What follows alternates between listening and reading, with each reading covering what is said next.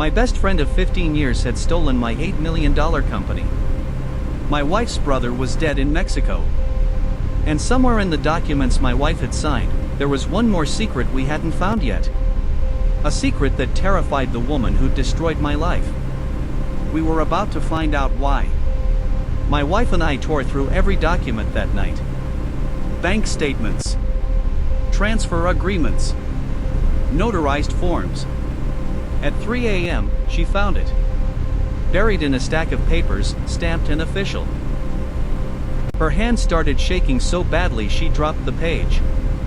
I picked it up. Life insurance policy beneficiary change form. My life insurance. $2 million.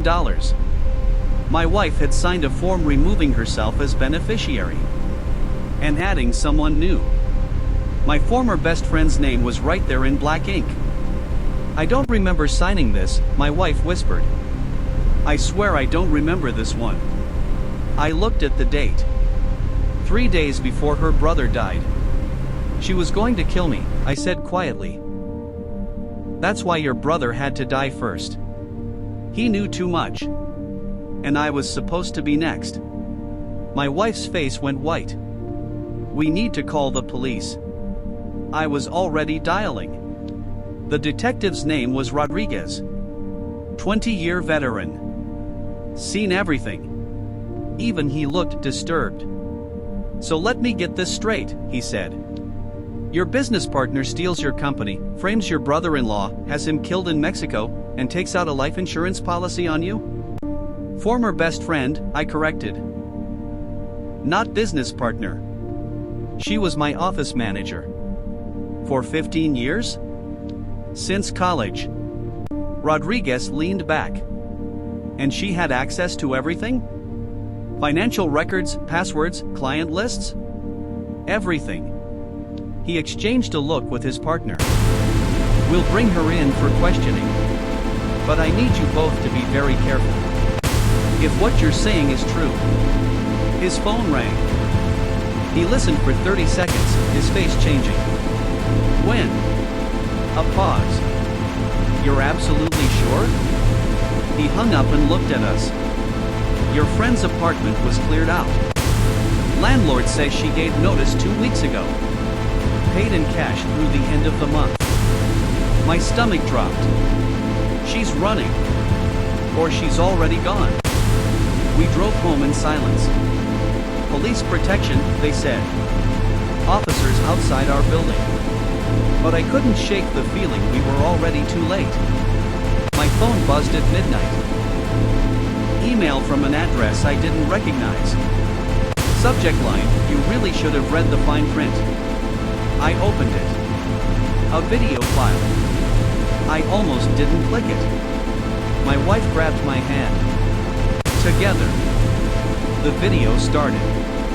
My former friend, sitting in what looked like a hotel room. Designer sunglasses. Expensive watch I'd never seen before. Hi, she said, smiling that same smile I'd known for 15 years. If you're watching this, you found the life insurance policy. Good for you. Took you long enough.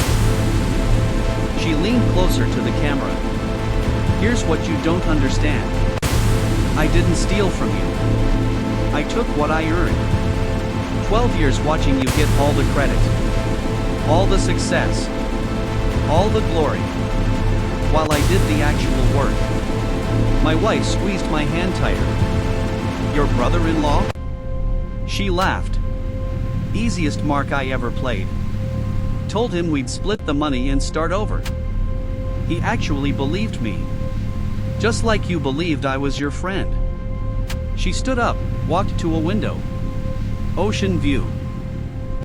The life insurance was just insurance. In case you got too close too fast. But you didn't. You never do. You're too trusting. Too good. Too naive. She turned back to the camera. By the time you see this, I'll be somewhere without extradition. Living the life I always deserved. The life you took from me. The video ended. But there was an attachment. A photo. The photo showed a document. Another signature page. My wife's handwriting. "What is that?" she whispered. I zoomed in. It was a divorce filing. Dated 3 months ago. Filed but never processed. "She was going to make you divorce me," I said slowly. "Before killing me. So you wouldn't get the life insurance. So there'd be no beneficiary except her." My wife stood up, pacing. "But I never signed divorce papers. I never." She stopped. The emergency. When she called me to her apartment before everything happened. She said she needed me to witness some documents for her grandmother's estate. "She forged your signature on divorce papers neither of us knew about." The pieces were clicking together. Kill the brother-in-law who knew too much. Frame him for the theft. Forge divorce papers. Kill me. Take the life insurance and the company money. Disappear. 8 million plus 2 million. $10 million. And a 15-year friendship destroyed like it meant nothing. Rodriguez called at 7 a.m. We tracked her phone. Last ping was at LAX 3 days ago. Flight to Panama City. "Can you extradite?" A long pause. "Panama's complicated. But we're working on it. So she gets away with it." I didn't say that. He cleared his throat. "Your friend made one mistake. She's smart, but she got greedy. The bank she transferred the money to? It flagged the transaction. $8 million moving that fast raised red flags. The money's frozen." I sat up straighter. "Frozen?" "Completely. She can't touch it. And here's the beautiful part. Because the divorce papers were forged and never filed, your wife is still legally your wife. Which means any claims against your estate or assets go through her." My wife looked at me, hope flickering in her eyes for the first time in months. "The company? Transferred illegally. With a solid lawyer and these documents, you can fight to get it back. It won't be fast. But you have a real shot." After he hung up, my wife and I just sat there. "We could get it back," she whispered. "Maybe." "I'm so sorry. For all of this. For trusting him. For being so stupid." I took her hand. "You trusted your brother. That's not stupid. That's love." 6 months later. The lawsuit was brutal. Long, expensive. But we had the emails. The forged documents. The frozen bank accounts. And a dead body in Mexico that proved conspiracy. The judge ruled in our favor on a Tuesday morning. The company reverted to me. The 8 million was recovered minus legal fees and penalties. We got back about 6 million. Not everything. But enough. Enough to rebuild. My wife and I stood outside the courthouse, blinking in the sunlight. "What now?" she asked. "Now we decide if we're we anymore." She looked at me, tears in her eyes. "Do you hate me?" I thought about it. Really thought about it. No. I hate what happened. I hate what we lost. But you? You were a victim too. I destroyed your life. You made a mistake. She destroyed both our lives. There's a difference. We walked to the car in silence. "I think," I said slowly, "we need time. Real time. To figure out who we are after all this." She nodded. "But not apart," I continued. "Not anymore. We survived this together. Maybe that means something." She smiled for the first time in months. "Maybe it does." 1 year later. We'd rebuilt the company. Smaller, but stronger. We'd rebuilt our marriage too. Therapy. Honesty. Time. My phone rang on a Tuesday. Rodriguez. They found her. My heart stopped. Where? Panama City. Living under a fake name in a resort hotel. You're extraditing her?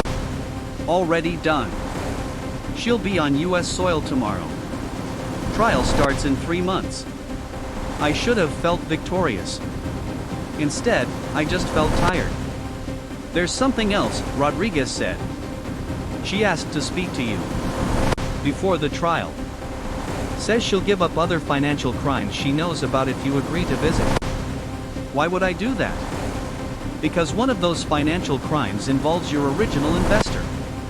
The one from 12 years ago. The one who gave you your startup money. The room tilted. What about him? She says he never existed. Says she created him. That the startup money was stolen from somewhere else. That your entire company was built on a lie you didn't know you were telling. The phone nearly slipped from my hand. That's impossible. Maybe. But if it's true, there could be people coming for what they think you owe them. He paused. She said to tell you, the paperwork goes deeper than you think. And this time, you might want to read it. The line went dead. I stood there, my rebuilt life suddenly feeling fragile again. My wife walked in, saw my face. What's wrong? I looked at her. How much do you really know about how I started my company? Her expression changed. Why? Because I'm starting to think we don't know the whole story yet. What are you saying? I picked up my keys. I'm saying maybe the paperwork your brother gave you wasn't the beginning. Maybe it was just the middle. Where are you going? To find out where this really started. Before her. Before your brother. Before everything. And if you don't like what you find? I stopped at the door. Then we deal with it. Together. Like we should have from the start. She's in custody. The money's recovered. The company's rebuilt. But some lies go back further than you think. And some paperwork hides secrets that were buried before you even knew to look. The end? Or is it? Drop a comment if you want to know the truth about where the money really came from. Because this story? It might have one more chapter left.